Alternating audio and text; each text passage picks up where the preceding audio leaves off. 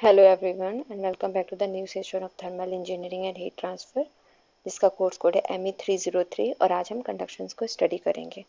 तो कंडक्शन हमने last class में देखा था। मोड ऑफ हीट ट्रांसफर कितने तरीके से होते हैं? तीन तरीके से होते हैं, कंडक्शन, कन्वेक्शन और रेडिएशन। रेडिएशन का एग्जाम्पल है सन का जो सन रेज है वो हमारे अर्थ तक कैसे पहुंचती है? रेडिएशन के थ्रू। ठीक है। कन्वेक्शन और कंडक्शन हमने देखा था। कंडक्शन क्या होता है कि जिसमें हमारा एक मीडियम की थ्रू हीट ट्रांसफर होता है, लेकिन मीडियम जो है वो मीडियम फ्लो नहीं करता है। लेकिन in the case of convection, convection में अगर आप एक बीकर लेते हो, अगर उसमें पानी गर्म करते हो, वाटर बॉयल करते हो, तो उसका जो वाटर हीट अप्लाई करने के बाद वाटर के बबल्स ऊपर नीचे ऐसे ऐसे मूव करते रहते हैं, तो उसमें फ्लो होता है, मीडियम का फ्लो होता है। ठीक है। तो ये कन्वेक्शन होता है। लेकिन कंडक्शन के केस में ये जो मॉलिक्यूल्स होते हैं वो सिर्फ वाइब्रेट करते हैं और वो हमें विजुअलाइज नहीं होता है, वो हमें दिखता नहीं है नेकेड आइज से। ओके। तो ऐसे केस में हम कहते हैं कि कंडक्शन के थ्रू हीट ट्रांसफर हो रहा है। तो कंडक्शन में क्या होता है कि अगर आपने पार्टिकल्स को एक एंड पे गर्म किया, तो वो दूसरे एंड पे कैसे ट्रांसफर होती है? वो ट्रांसफर करते हैं ये वाइब्रेशन जो हो रहे होते हैं यहाँ पे। आपने यहाँ पे एक इसका एंड गर्म किया, गर्म करने से यहाँ के जो मॉलिक्यूल्स है वो हीट अप हो गए, मतलब उनमें एनर्जी मिल गई उनको, और फिर वो वाइब्रेट करने लग जाते हैं। वाइब्रेट करने के बाद वो अपने बगल वाले मॉलिक्यूल्स को एनर्जी ट्रांसफर करते हैं। फिर उनके बगल वाले मॉलिक्यूल्स अपने नेबर पार्टिकल मॉलिक्यूल्स को वो एनर्जी ट्रांसफर करते हैं। ऐसे कर करके ये लोग एनर्जी ट्रांसफर करते हैं। ओके, सारे मॉलिक्यूल्स। तो ये कंडक्शन होता है। एक यहाँ पे एक एग्जांपल देते हैं सॉलिड्स में कंडक्शन कैसे होता है। यहाँ पे एक कोई मॉलिक्यूल्स जिसको हमने हीट अप किया, ठीक है, ये हीट दिया, तो यहाँ पे पहले ये रेड हुए, इतने छोटे से मॉलिक्यूल्स को एनर्जी मिली, फिर इन्होंने वाइब्रेशन स्टार्ट किया और अपने से और ज़्यादा एरियाज में एनर्जी ट्रांसफर कर दी। ऐसे ऐसे ये प्रोसेस चलता रहता है जब तक कि यहाँ पे सब जगह पे टेम्परेचर सेम ना हो जाए, यूनिफॉर्म टेम्परेचर ना मेंटेन हो जाए। ओके। तो इस पूरे प्रोसेस को कहते हैं कंडक्शन। ओके। कंडक्शन में किस तरीके से एनर्जी ट्रांसफर होता है वो हमने यहाँ पे देखा, वाइब्रेशन के थ्रू एनर्जी।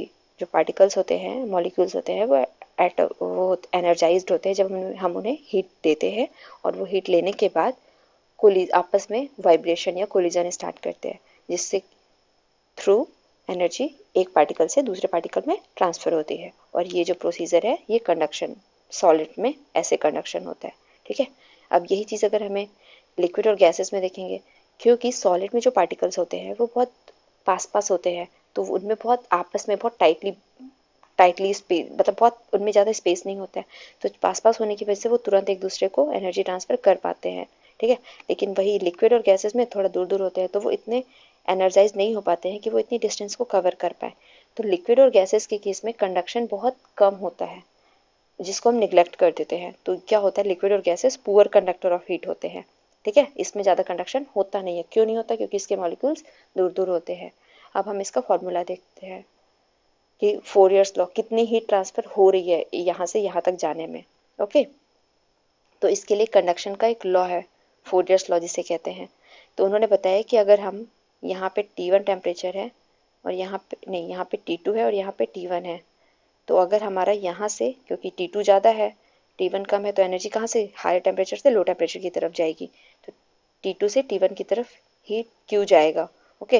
तो इसके लिए फॉर्मूला बताया Q इज इक्वल टू के D T over D x, कि रेट ऑफ हीट कंडक्शन है वो प्रोपोर्शनल टू एरिया है, area measured normal to the direction of heat flow and to the temperature gradient। temperature gradient dt over dx, मतलब कि dt क्या है, T2 minus T1, dx क्या है, ये जो इतने बीच का गैप है।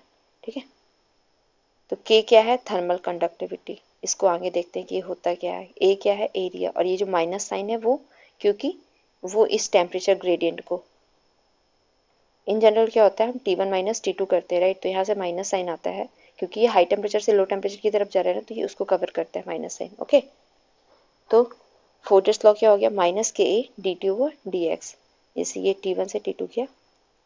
ओके। के कंडक्टिविटी ऑफ द मटेरियल।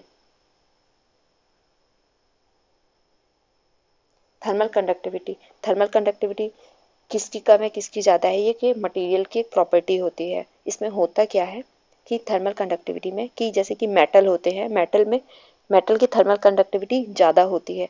तो अगर आप उसको उसमें जैसे कि समर्स में आप देखेंगे कि अगर कोई रॉड बाहर रखी हुई है, धूप में रखी है आपने, सन रेज उसमें पड़ रही है, तो वो जल्दी हीटअप हो जाती है। अगर वहीं पे लकड़ी है, लकड़ी कम जल्दी हीटअप होती है और वो आपको फील होता है। इसीलिए जो ऐसा क्यों होता है, क्योंकि मेटल्स की थर्मल कंडक्टिविटी ज़्यादा होती है। Thermal conductivity is the degree of heat flux to be transferred along temperature gradient when there is unit difference in temperature per unit length on of an object. एक ये property होती है, आप बस इतना, इसकी यूनिट भी इंपॉर्टेंट होती है, वॉट पर मीटर केल्विन। ठीक है, जो हाई टेम्परेचर, जिसकी थर्मल कंडक्टिविटी ज़्यादा होती है वो ज़्यादा जल्दी से हीट ट्रांसफ़र करता है, और जिसकी कम होती है कंडक्टिविटी वो हीट को ट्रांसफ़र करने में उतना टाइम लगाते हैं। ठीक है, आप सिंपल सा ये समझिए। ठीक है, तो जो थर्मल कंडक्टिविटी मेटल की होती है जनरली वो हायर होती है नॉन मेटल से। जैसे कि लकड़ी, वुड, वुड की थर्मल कंडक्टिविटी के की वैल्यू कम है।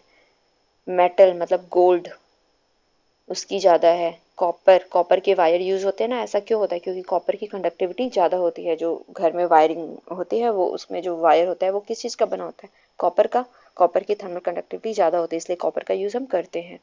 ओके, तो हम यहाँ पे एक टेबल है, इसमें कुछ हम कंडक्टिविटी मटेरियल्स का देखते हैं कितना है एट रूम टेम्परेचर।